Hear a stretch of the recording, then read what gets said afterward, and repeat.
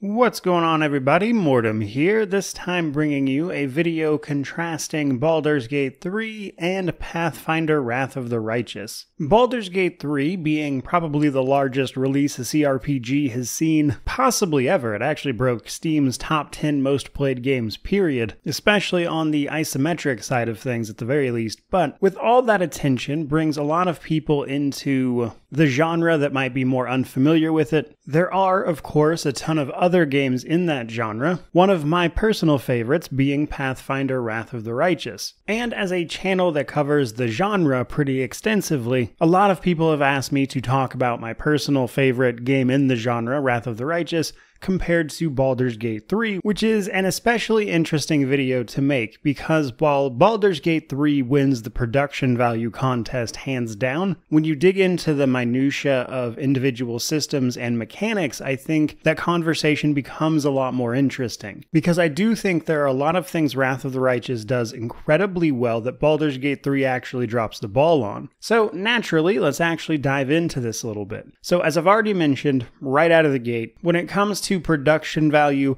Baldur's Gate 3 blows Wrath of the Righteous out of the water. It is not even close. Wrath of the Righteous is not fully voice acted. It takes a sort of half and half approach where the main dialogue, if you will, is, but a lot of the side stuff is not. It also lacks a lot of that cinematic quality that BG3 has, so in that regard it really is no contest. But that is a very surface level comparison, so let's dig a little deeper. Mechanically speaking, Baldur's Gate 3 uses 5th edition Dungeons & Dragons, and Wrath of the Righteous uses Pathfinder 1E. Somewhat ironically, both of these are technically a little bit behind the most current versions at this point, as 5th edition has started working on their new 1D&D thing, which is more like a 5.5 edition, if you will, almost. Whereas Pathfinder has sort of revamped their whole thing and gone on to 2nd edition, which released while Wrath of the Righteous was in production. So, on the side of Baldur's Gate 3 and Dungeons & Dragons 5th edition, it's important to note that in both cases here, to be honest, changes have been made to adapt them to a video game, so it's not necessarily a one-for-one. We see a lot of that in both games. But in the case of 5th edition, I do think that that is a system and a rule set that really lends itself to mass appeal, as we've seen, because it absolutely has that, both in the tabletop version and the game itself. And this is because 5th edition focuses much more on role-playing than it does mechanical crunch. That is to say, it's pretty rules light while also allowing you the freedom to be the person you want to be and approach things how you want to approach them, while at the same time being just mechanically interesting enough to keep people engaged. However, once you get past that initial learning curve and you potentially expose yourself to other tabletop rule sets, 5th edition is very simple by comparison. And in many ways, that is its main strength, to be honest, because it allows you to do what the game is about, which is role-playing. However, with a lot of that simplicity comes a lack of choice by comparison. So, outside of your subclass choice and a few other things, depending on like the feat you take, it's really hard to, say, mess up a character in Baldur's Gate 3 or 5th edition in general, because as long as you're kind of following that template, unless you're deliberately trying to mess your character up, it's kind of hard to do. And as a result, this means that a lot of characters can wind up feeling a bit samey no matter what you wind up doing. And that's where Pathfinder 1E comes in. Though, I would be remiss not to mention here that Pathfinder 1st edition is an expanded version of Dungeons & Dragons 3.5 edition. It's a little more complicated than that. The creators behind Pathfinder 1E actually used to run a magazine for Dungeons & Dragons before becoming their own thing. There's a lot of history there. But ultimately, it might not come as a surprise then that Dungeons & Dragons 3.5 was my personal favorite edition of Dungeons & Dragons. Pathfinder 1E took that, expanded upon it, and in my opinion made it even better, which is why Pathfinder 1E is such a really fun system for someone like myself who enjoys a more complicated system. Now, for those who don't know at all, both 3.5 and Pathfinder 1E are very, very heavy on the math. Sometimes you'll hear people refer to Pathfinder as Mathfinder, especially when they're talking about 1E, as a bit of a joke, because it is a very mechanically focused system. There is a lot of math involved, obviously. Now, the nice thing about a video game is that it does most of that math for you as long as you understand how it works, which is where a game like Wrath of the Righteous comes in. I don't necessarily need to number crunch every time I make an attack, because the game is going to do that for me. All I need to know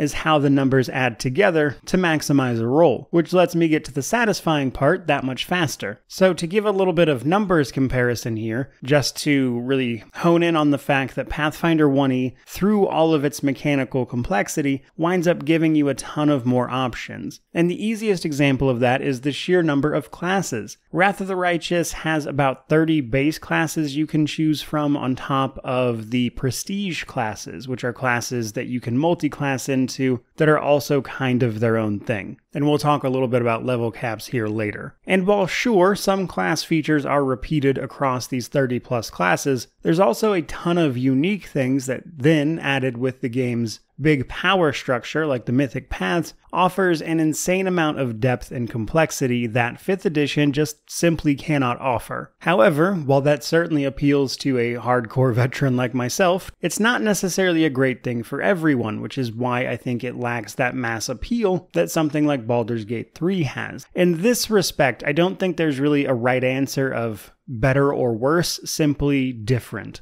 And in my personal case, I prefer Pathfinder 1e, which makes me more inclined to play Wrath of the Righteous for its mechanics over Baldur's Gate 3. However, for all of the reasons and things I just went over, Baldur's Gate 3 does a fantastic job doing what it's trying to do, which is allowing people to roleplay. And that kind of feeds into the difficulty conversation as well. While some people, especially those new to the genre, are going to struggle with a game like Baldur's Gate 3, to someone like myself who's used to playing much more difficult systems, it's not a difficult game. It is very easy to destroy that game on Tactician if you know what you're doing, whereas Pathfinder Wrath of the Righteous I usually play on Core, which is about 2 steps below the max difficulty, because playing on Unfair every time is painfully tedious even for me. Again, this is really just down to preference. I do want to stress that both of these games have something unique to offer people in that regard. Baldur's Gate 3 has a much simpler, easier to approach system that focuses on role-playing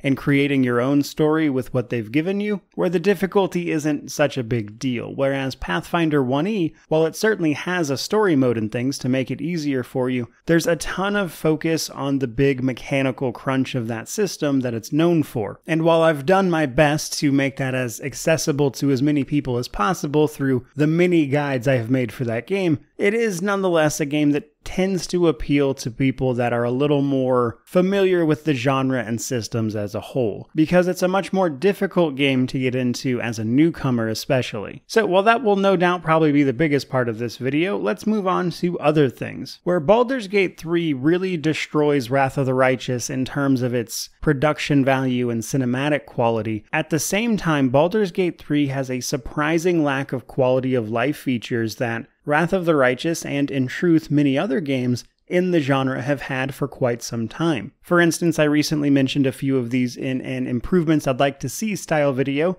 for Baldur's Gate 3, where I talked about how accessing people's inventory and managing your companions is very tedious in that game. Whereas in Wrath of the Righteous, anytime you leave your main hub area, you can swap out companions before you go, easily manage your party while you are in the main hub. You can access everyone's inventory as it is a shared inventory. The carry capacity is allocated for your entire party as opposed to individual members, and there's all sorts of other just tiny quality of life things that Wrath of the Righteous has had, though I will admit that Baldur's Gate 3 is still a very recent release, and it is not unlikely by any means that they will add some of this in, or potentially make patches to make it smoother, etc. So, in fairness, some of that might change. And Wrath of the Righteous has had several years of patches and things to help out with this, though some of these features were there straight away, which is why I'm talking about them. But to be clear, these games are in different stages of post-release. But I do feel that Wrath of the Righteous really wins here, so to speak, in terms of just basic quality of life and functionality features, which is surprising because Baldur's Gate 3, using the Divinity, I believe 4.0 now engine that Larian uses internally, has been around for quite some time, and we see some of the same problems that their earlier games have had, like Divinity Original Sin 2, for instance, that have yet to be cleaned up. So whether or not we'll see any changes or fixes there remains to be seen, but as it stands now, I do think it would be nice if Baldur's Gate 3 would incorporate some of these quality of life features that a lot of other games in the genre have had and continue to use.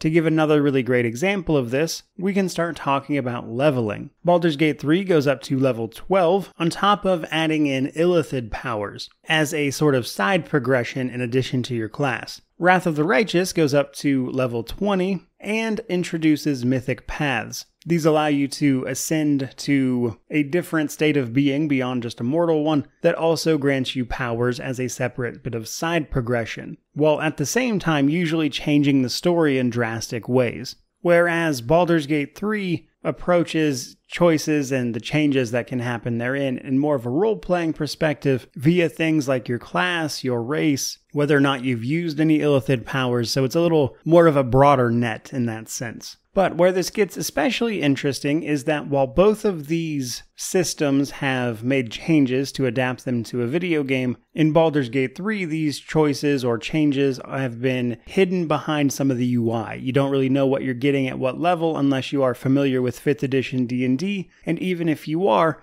you might not know the exact iteration of something you're getting because Larian might have changed it. Whereas in Wrath of the Righteous, at any time, you can bring up a screen that will show you both everything you're going to get for your class at a given level, including every other class, and there's also a screen that will also show you what your mythic path is going to attain at certain levels as well. And then from there, we can talk a little bit about the complexity that comes with that. There's all these classes, they can be multi-class together. We go all the way up to level 20. Some of the mythic paths will change this even further, which means that on the leveling side of things, there's just a lot more complexity to Pathfinder 1E than there is to 5th edition D&D, and thus Wrath of the Righteous has a lot more options, but presented in a slightly less flashy fashion. Now, on the Baldur's Gate 3 side of that, though, we only go to level 12, as opposed to the more common 20 in terms of max levels, which leaves you not exactly reaching the heights of possible power. Now, on one hand, I will say that that's very normal. Most video games, especially with 5th edition, have not gone to a particularly high level in that regard, and this is mostly down to things like incorporating the spells and whatnot becomes difficult, without substantially reworking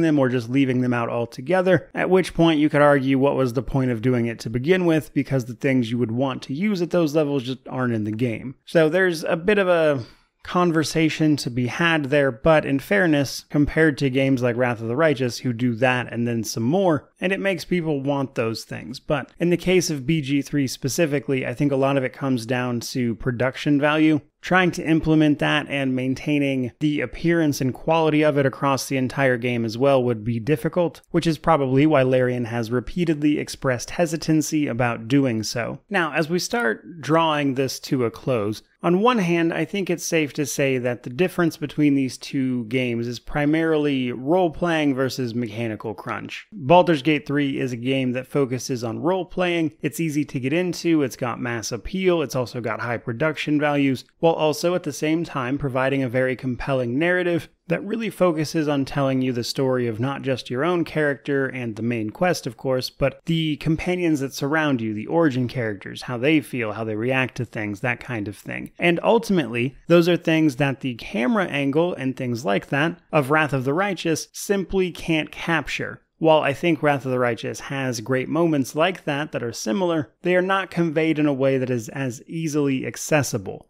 which means people aren't as inclined to see the other role-playing options that are available in Wrath of the Righteous, of which there are many, as it is a game that also features a lot of wide-sweeping choice and consequence, but it is a game that has much more going on in terms of mechanics down to the number of classes, the mythic paths, how those affect the story, so it does have its own version of those things. They are ultimately presented in a way that is not as immediately compelling as Baldur's Gate 3 is.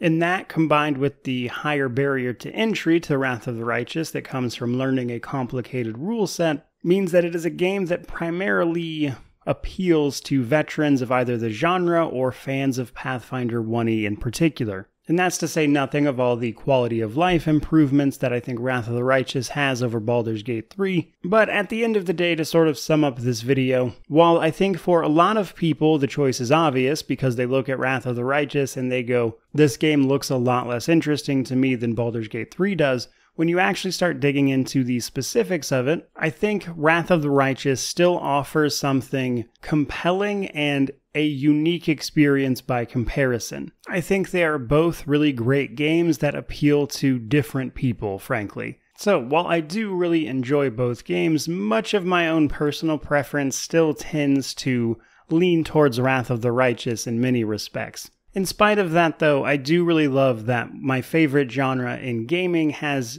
enough to offer both crowds. People who want a more role-playing, relaxed, focused experience, or people who want a very deep, mechanically complicated RPG like Wrath of the Righteous can be. And it's really cool to see CRPGs as a genre thriving again, as in my own very biased opinion, I think they are some of the best of what video games have to offer. So regardless of whichever way your own personal preferences swing on these particular games, I do hope people try out and play both of them, as they are both more than worth someone's time. That, though, is pretty much going to do it for this video. I hope you enjoyed it. Let me know how you feel about these things down in the comment section below, which of course means to like, comment, subscribe, all that YouTube jazz. But regardless of any of that, truly, just thank you so much for watching. I really do appreciate it. May you wander in wisdom and have an amazing day.